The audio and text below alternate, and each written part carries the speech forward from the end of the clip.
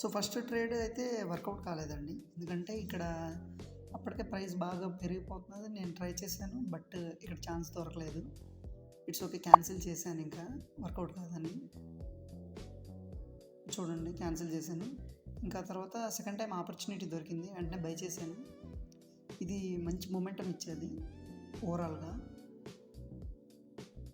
మంచిగా మూవ్ అయ్యేది ఆ టైంలో, ఎందుకంటే వోల్టాలిటీ ఉంటుంది ఆ టైంలో మార్కెట్లో, ఎర్లీ మార్నింగ్ కాబట్టి ఎక్కువగా. సో నాకైతే ప్రాఫిట్ ఇచ్చేది. బట్ తర్వాత అయితే ఇది లాస్లోకి వెళ్ళేది. నేను ఈలోగానే ఎగ్జిట్ అయిపోయాను చాలా క్విక్గా.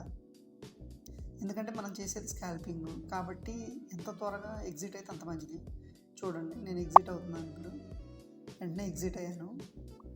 ఎందుకంటే ఇక్కడ ఎంత క్విక్గా మనం డెసిషన్స్ తీసుకుంటామో అంతే క్విక్గా ఇక్కడ మార్కెట్లో మూమెంటం చేంజ్ అవుతూ ఉంటుంది.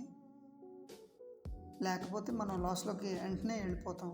కాబట్టి చాలా క్విక్గా డెసిషన్స్ తీసుకోవాలి.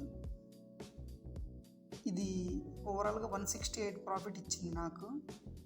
నేను ఫస్ట్ ట్రేడ్ని క్యాన్సిల్ చేశాను, చూశారు. ఇంకా ఓవరాల్గా ఇక్కడ నాకు వచ్చింది 2 రూపీసే.